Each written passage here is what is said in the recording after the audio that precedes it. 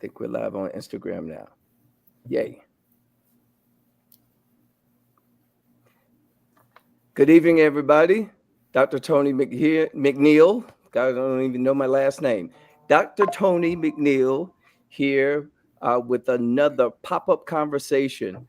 And I have here, as you can see, two people here with me that are representing a faith community that I have the benefit of serving as a worship consultant for, and that is Unity of Washington, D.C. So I want to welcome you to this broadcast. This is a pop up conversation that I typically do with churches that I'm consulting with to add a face and a personality to a job description that many of you may have seen on the website, drtonymcneil.com/jobs, or on any of my social media platforms.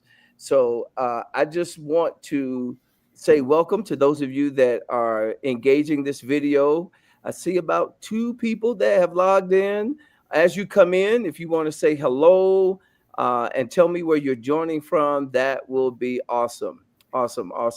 As we are letting this video cook and allow folks to come into the room. Happy Ash Wednesday, everybody. For those of you that acknowledge that this is the first day of the Lenten season, and we're grateful to be here. Thank you so much, folks, for joining. And we're going to go ahead and get started. Yes. See, now 4 people are joining. Hey, just say hello. Come into the room. Just say, tell me where you're joining from. It'd be great to acknowledge your presence.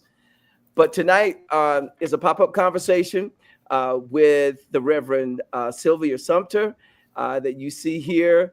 As she serves as the senior pastor at the Unity of Washington, D.C. Church. And also with us from the Unity Church is Sister Betty. I was getting ready to say Reverend. Sister Betty Brentley, who serves as the music coordinator at Unity. And I am so delighted to have both of them here to talk a little bit more about the position that many of you may have seen on my webpage, on my social media platforms, specifically from Unity of Washington, D.C. They are searching for a part-time director of music. And we are here to talk a little bit about that position and to bring some clarity to the job description that many of you have probably seen, and to invite some questions for those of you that may be interested, or if you know of someone in the Washington, D.C., Baltimore area, better known as the DMV, that you think might be a good fit for this position. Feel free to tag them in this video, even in the playback, and help us get the word out about this wonderful opportunity. So let me say welcome to you, Pastor Sumter, and to you, Sister Betty. Thank you so much for being here.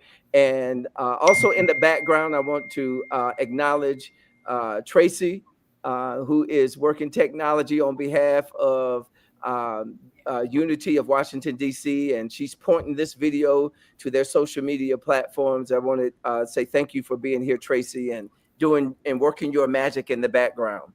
But Pastor, welcome. Sister Betty, welcome. How are you? How are you? Absolutely wonderful. Thank you for asking. And I'm so delighted to meet your audience and be exposed to them, and delighted to be here. Thank you so much. Thank you both for making time to talk tonight. So let's start with you, Pastor, and I want you to briefly introduce yourself and obviously tell us your role, which is the senior pastor, and tell us about how you came to Unity of Washington, D.C. Thank you. I've been at my church now. I've been called to be there for probably since 1991. Over 30 years I've served as the minister. Yeah. And I prior to that, I taught at the seminary, which is in Unity Village, or Unity School for Religious Studies, or Unity School for Practical Christianity. Is housed in the Midwest. And after graduating from seminary, I stayed to teach, to become a part of the teaching staff. And I did that for about 5 years before accepting my role and call to DC. And I've been here ever since. It's a fact. I've been involved in this particular form of ministry or denomination since I was 18, and I'm in many decades old, Right. and many decades young. But this is my heart, and just been serving as the senior minister. We're presently also looking for an associate minister at this point, because at some point I probably will be winding down at some point. You never know. They say ministers never just retire. We get pulled out kicking and screaming. But right now, this is an exciting time to be a part of my ministry, because I think we're at a new place. So that's sort of my background. Excellent. Thank you for sharing that. Sister Betty, tell us a little bit about who you are, how you came to Unity, and what your current role is. Well, thank you, Dr. Tony, for having us, and hello to everyone who's listening this evening. I've been at Unity for about 20 years. What brought me was, in search of a spiritual community that resonated and spoke to me as an individual. And so upon visiting and being in that space, it resonated with me. And so consequently, I've been there for a little over 20 years and gotten involved in several of the programs and activities, but the one that resonates most and is my heart is the music program. Yes. I work as the music coordinator there, and with our previous director of music, I was responsible for helping to select and rehearse and prepare and then perform the pieces that we offer to our congregation through Sunday morning worship, and then, of course, with our concerts and programs that we do. So it has been the joy of my life. When I've done all kinds of other things, that's home for me. And it has been a wonderful, wonderful experience. And I'm biased, I'm sure, but I will say you won't find a more loving, wonderful, open, accepting congregation than at Unity of Washington, D.C. That is wonderful. Thank you so much. Thank you. And how long have you been serving as music coordinator? For the last 12 years. For the last 12 years. Okay. Wonderful. Yes. Wonderful. So you walk in partnership and collaboration with the person that would be in this position. I do. One of my goals as this new person comes on is to share whatever institutional knowledge I have. Absolutely. And always to set up that individual for success as they walk into this experience. Wonderful. Thank you. Pastor, let me ask you, tell us a little bit about the church's history and its mission, its theological stance, and a little bit about your own philosophy of worship. Thank you. It's a lot packed in there. Yeah. We as a church, we celebrated our 100th anniversary about maybe 3 or 4 years ago. We were founded in 1920.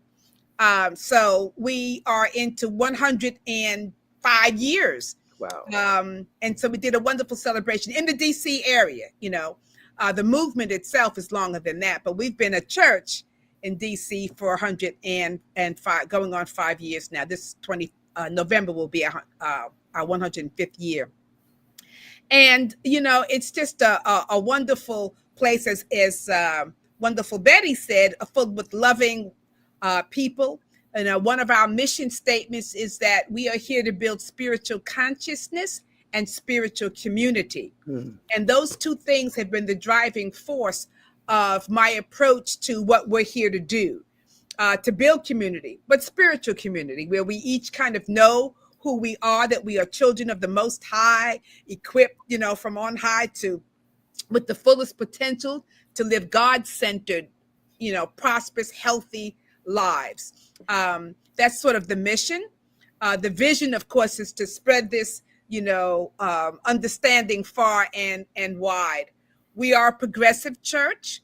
We are a welcoming church. We are an affirming church. Amen. We believe that, whoever God sends is who he sends. We only have one requirement that I teach and say is that you come in love. So if you come in love, there's a place for you at Unity of Washington, D.C. And we really live up to that. I believe we really live up to that sentiment and that statement. We've been around for a long time. I will say this, that the pandemic has shifted how we do worship at this point in time. I remember years ago, one of my media volunteers would come and she would say, we need to be live streaming. And I said, no, I don't want to live stream because people won't come and they'll stay home. No, we're not going to do that. This was years ago. No, We're not going to do that. Well, the Lord had some other kind of thought in mind. And when we had the pandemic, I thought, oh my gosh. And, we had to close March 15th. And that next Sunday, we went live. And I was just surprised and delighted that we were able to maintain and do ministry we never missed one Sunday. And thanks to Tracy, who is behind the scenes right now, but she came to my house, we got a camera and we did it from there. And then we switched to going back to the church because we wanted to have our music department, our band and everything and going. So that has changed a little bit of the culture because people still now join us online, but we have people of course, face to face and in person. So that is new in terms of how we are straddling both streams, people coming and feeling that sense of community. And yet we want to make sure that the people who have chosen to still remain home for whatever reason, but they are participating. So that's new and it's kind of exciting and I've adjusted to it. And I had to laugh. I said to the congregation, we went 3 years with no audience. And I just spoke to a camera. And when they came back, in person, I had to adjust to that. It was like, oh, people. So, but God is good. And we're continuing to grow and growing into who we are at this point in time. It's different than who we were 3 years ago. Absolutely. Absolutely. So talk to us, Pastor, just a little bit about what your pastoral vision is for worship. Yes. What is it that that motivates? What role does worship have in your theology and your vision for Unity of Washington, D.C.? Okay. So first of all, we like to not call it necessarily worship, but worthship. Worthship. Worthship, because part of our fundamental teaching is that every soul is worthy. And just as God is worthy to be honored and praised, but we also acknowledge the goodness and the worth of every living soul. So that's a part of that theological perspective is very important to us. And it also shapes what we do because we are a part of this expression of the divine. We are a part of God's expression. And as such, when we come together on Sunday, we're coming together, of course, to receive the message. So I have my 3 M's. We're coming to receive the word, and we call them a message or a lesson because we believe we're all true students. We're students of life. We're here to learn and to take the leadership, of course, from God and the Holy Spirit. But we do it on Sunday. There should be a message. I want people to leave feeling fed, having, they can lay hold of something that is tangible that they could use in their everyday life. Not, worship and spirituality or religion should not be something that takes place on Sunday morning. So I want to feed them. So I feed them through a message. I also feed them through the music. which is, a very big portion, because that is the vibration of God. David played the harp, Mm. to bring that soothing energy. So music is a very big part of our worship experience as well. And we also are a church that meditates, because if we believe that the Spirit of the living God indwells us, then we have to take time to be still. To be still, the psalmist said, and what? Know that I am God. So we practice stillness in our worship experience through the form of meditation. Now, we're not sitting there 20 minutes just meditating and oming, but we take time to be still, to acknowledge the presence and power of God at work in all things, in our lives and in our affairs and in the worship experience. So those three things kind of form how we approach worship and the importance of each section. Wonderful. Thank you so much. The music, the message, and the meditation. Yes. They all work together. I love that. Sister Betty, I want to bring you into the conversation. Yes. Talk to us a little bit about the music and worship arts ministry at Unity and what makes it distinct. Well, I have to start with making it distinct for me. We start with our people. It's our people. And as Reverend Sylvia was talking, each week that choir comes to deliver a message in song. Mm-hmm. Oftentimes, without having spoken to each other, the music and the message have gone hand in hand. And we attribute that to Spirit being present in all that we do. Spirit connects it and brings that together for us. So for distinction, it's the people, right? And no music director can have a choir without its people. So that's the distinction. It's our people and how they come and enter that space to bring that message in song. I would also say that another important aspect of what we do musically is that we offer diverse music and a diverse music experience each week that we sing. We've been able to offer that to our congregation and our community. And when I say diverse, I mean anything from, we've done pieces from Haydn and Fauré to Richard Smallwood and everything in between. We've been fortunate enough to have music directors who really wanted to educate us, and we want to educate the congregation, right? And expose them to the various forms of music. We also have diversity in how it's presented. We not only have vocal soloists, but we bring in instrumental soloists. All of that, the vibration of music speaks to everyone, be it vocal, be it instrumental. That vibration speaks to people. And so we've been able to do that as well. The goal, I think, has always been for us to expose and to educate anyone who comes in on Sunday mornings or at our concerts and events, to expose them to this wonderful, rich world of sacred music. So I would say all of that together in part makes us a little distinct, but I know, that again, it's the people who make that happen in our church. Absolutely. Oh, wow. That's so beautiful. Thank you so much for sharing that. And for those of you that are just joining, I am here tonight with Reverend Sylvia Sumter and Sister Betty Brentley. They represent the Unity of Washington, D.C., and they are seeking a part-time director of music. And you can find that job description on their website that you see scrolling down below, and also on my website, also drtonymcneil.com/jobs. But it is a very detailed but very clear and very well-crafted job description, and I applaud you for that. That you all have posted, and so we're here talking about the job, and here providing an opportunity for those of you that might be interested to connect with faces and spirits that are representative of that faith community. And for you to hear a little bit more about what it's like to work at this particular church that may not come, that may not be clear from the job description in itself.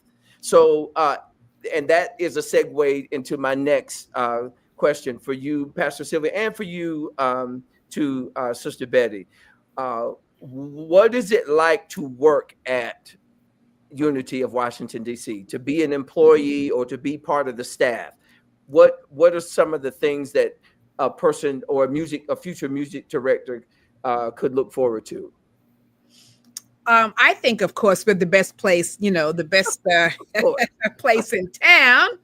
But seriously, we try to really live up to our mission, our name, and so I think we are loving people. For me, myself, I always would describe myself as this, and that I am. I'm very clear. I'm focused. I'm a Brooklyn girl, so I'm honest. And sometimes people may feel direct, but I have a loving heart. And I think people will find if they come as the director, I'm not overbearing in terms of the music, because I'm not a musician. I stay in my lane and I give that person the free range to bring the music, to bring it. And as Betty said, it oftentimes matches my message because I'm out of the way and they're out of the way. And we let spirit guide this ship. That they'll love the people will love them. It'll be we have fun. I have a wonderful, I think, sense of humor. I love to, I think laughter is good medicine for the soul. So, we're light in that way. I trust everybody to do their jobs and do what they're called to do. And in the meantime, we can support each other and love each other as we get the job done, bringing excellence to the forefront. Amen. Amen. Sister Betty, would you like to respond to that? Everything that she has said is true. Even from a volunteer perspective, because a lot of what we do, obviously there's staff that supports the work of this church. And then we've had a robust volunteer program as well. And so for all of that to work and to function, all of the things that Reverend Sylvia just mentioned are important. And that is what employees see, the volunteers see. Good. How many choirs or organizations or ministries comprise the worship arts ministry or the music department at your church? Sure. Currently, we have the adult choir, and that adult choir sings on the second and fourth Sundays of every month.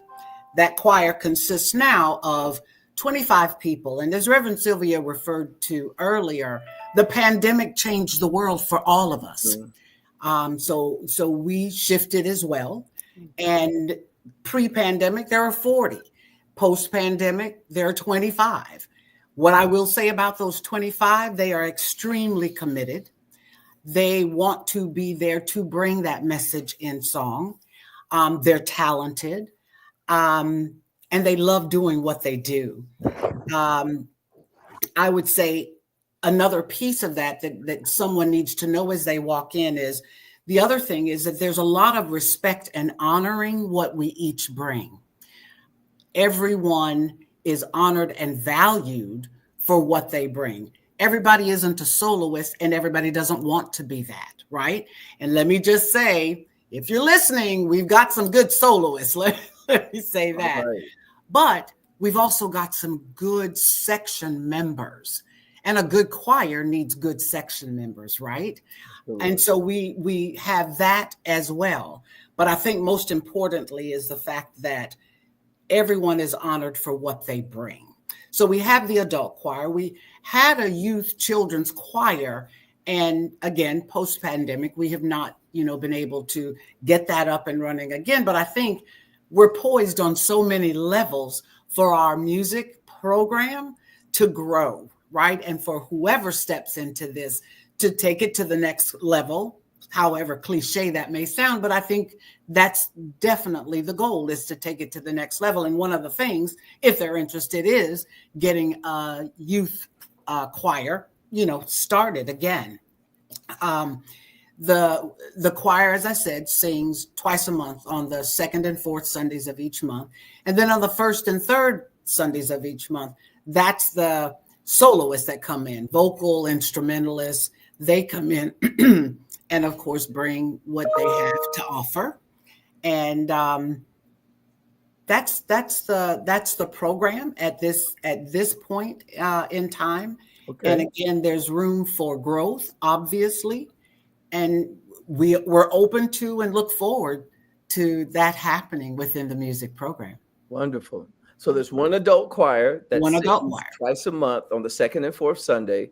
And then on the Sundays that the choir does not sing, the church has solo artists, vocal and instrumentalists that come in That and is correct. facilitate the worship service. I think that's a wonderful rotation. Mix, right? Yeah. The choir, you're not burning out the same volunteers every single week, That's right. which can be a problem in some settings. Right, right. And so I applaud you for that.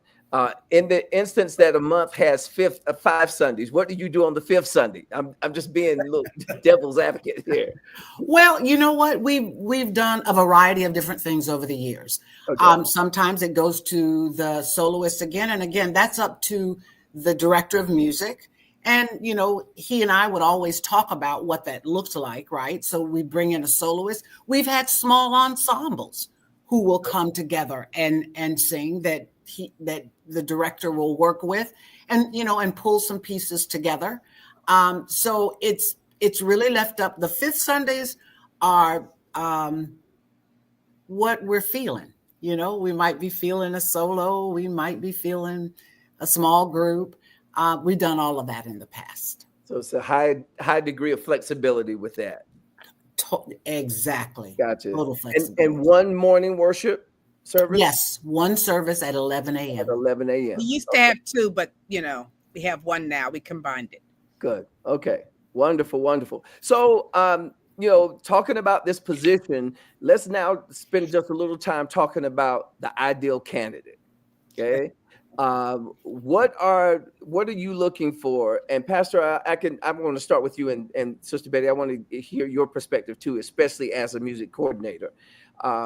What are the key qualifications or skill sets that are critical for a candidate to be successful in this particular faith community?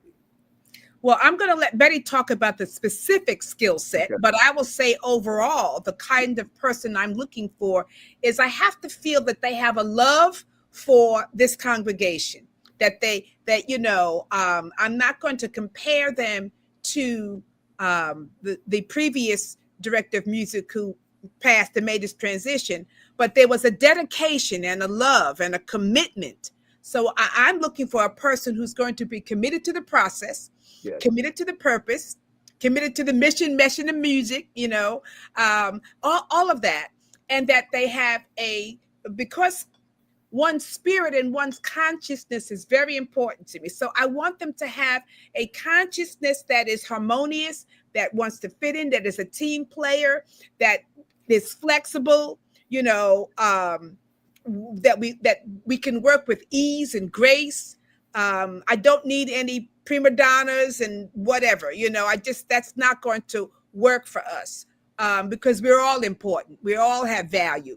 And that's how we live, and myself included. I don't put myself above or below anyone. We're all in this together. So I want that kind of a consciousness, a loving soul, and a willingness to understand. They must have an understanding of who we are theologically. Yes. Because it's very important. We are a progressive church. We are part of the New Thought movement. We do metaphysics. So I need someone, if someone is coming from a tradition that does not allow them to expand beyond what they consider, the boundaries of a good Christian church, whatever, it might not work. It would not be a good fit. Our theology is very important in terms of, as I said before, believing in the worth of every soul, and that God didn't make a mistake. God doesn't, cast down. So we're not into casting down or even singing songs that would cast us down as lowly sinners. We all sin and everybody has fallen short of the glory of God. So we don't focus on that. We focus on the songs and the music that will uplift people, encourage people, give people strength to, for the journey. It's a long journey we're on.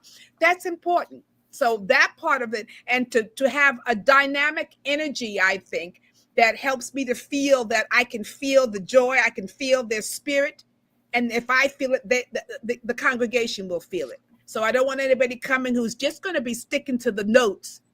If you're sticking to playing the notes, yes, and you're not putting any of your spirit in it, I'm going to feel that. And I need that to feed me, just like I need the people to feed me. I need to feed them. They're feeding me. And I want that music to all have that same vibration. Excellent. Excellent. Sister Great. Betty?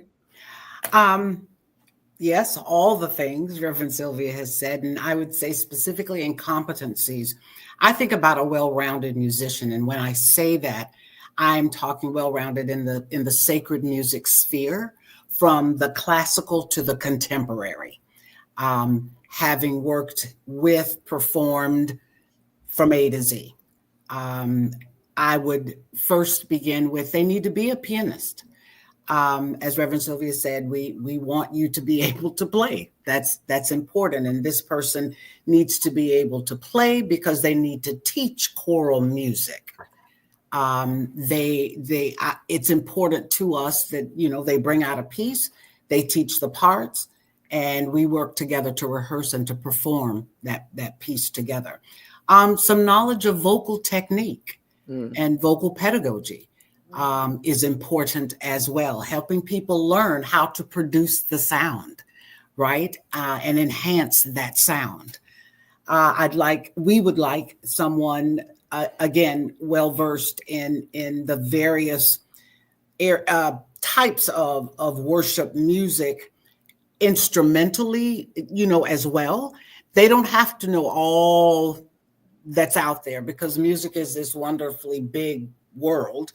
But also, knowing instrumentally, who do we want to bring in? What would we like to hear? What do we want to offer our congregation and our community? And then, of course, someone who has the ability to lead and perform various styles of music. Mm-hmm. Someone who can then grow that choir and teaching them, right? They are, as I said earlier, they are poised to move to the next level. And there is always, as you know, Dr. Tony, always stuff, music that you can learn, that a good leader can take a group to yet another level. So that's a part of what I'm hoping, will happen. And that I hope this individual will approach the position with an open heart, and a desire to not only grow the program, but to grow folk within the choirs as individuals. Yeah. That's been greatly appreciated, and that's through encouragement and building soloists, because some of the soloists that I talked to you about that we have, they've been built by previous choir directors. And so I'd like to see someone who can continue that, which then allows us to minister in as many ways as possible, and bringing a wonderful, full music experience to the congregation. So wonderful. Thank those you. Are you both have given us a lot tonight with regard to the kind of leader that would be most effective for this faith community, and the background that you've given on the ministry itself, and the theology and faith tradition of the congregation. All of that is critical information to make sure that the right person is hired for this position. I love the fact that you alluded to the kind of music that the church is accustomed to. Is what I'm hearing you say is the wide breadth of music from the sacred tradition, from Bach to rock, in a sense, being able to do it all, and being able to make the appropriate choices in that within that spectrum Mhm. from week to week is a very, very critical thing as it relates to this job. And the person in this position needs to Yes, be able to play well and to teach from the piano and possibly conduct and lead from the piano as well. if necessary, yes. Yeah. Good, good, good, good, good. And I'm sensing that part of you have choir members who sight read. Yes, I would say of the 25, we probably have 10, 12 people who are readers. Okay. And those who are not readers, I'm biased, but I work with them. They're great learners. Yeah. And this is a nice tip. They practice when they're not with me. Good. They rehearse on their own, which is a very nice plus. They Oh, do. yeah. Oh, So yeah. they come prepared. Having been a choir director and still directing choirs at times, we love choir members who are that committed, There that you go. practice at home, who come to rehearsal prepared, There you go. and don't necessarily depend on the choir director to do all of the work. So that is refreshing. Friends, thank you so much for joining. This has been great. I want to remind those of you that may be watching this on the playback and those of you that may have joined since we've been live to go to the website that you see there and or go to the website that you see there now, unityofwashingtondc.org, to learn more about this church, to learn more about this opportunity for a music director to come on board part-time to serve this amazing congregation. If you know of a musician that lives within the Washington, D.C., Northern Virginia, DMV perimeter, please tag them in this video or send this video to them and encourage them to watch, and also point them to unityofwashingtondc.org and or drtonymcneil.com/jobs to see the detailed job description and to apply. So this position will remain open until it's filled. Okay, so the church is still accepting applications. So it's not too late to apply if you feel like you are qualified and that this is a good opportunity for you. Okay, so please, please, please help us spread the word. We want to find someone good to have in this position, and we thank you so much for joining. Thank you, Pastor Sylvia. Thank you, Sister Betty. It has been a delight to work with you thus far, and thank you, Tracy, in the background, making sure that things have gone well since we've been online.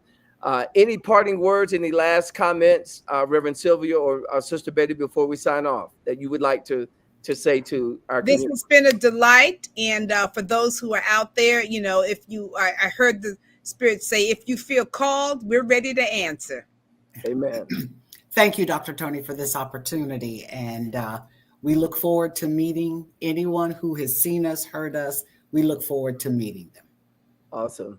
And thank you, my Instagram family. I forgot about you. We're casting simultaneously on Instagram. And I forgot to even say hello to those that are watching over there. So forgive me for that. Thank you so much for joining. We will see you the next time, folks. Thank you so much. And this recording will remain up on my social media platforms until this position is filled. Excellent. Thank you. Well, thank you, everybody. Thank you. Thank you. Good night, everyone. Good night. Good night. Blessings.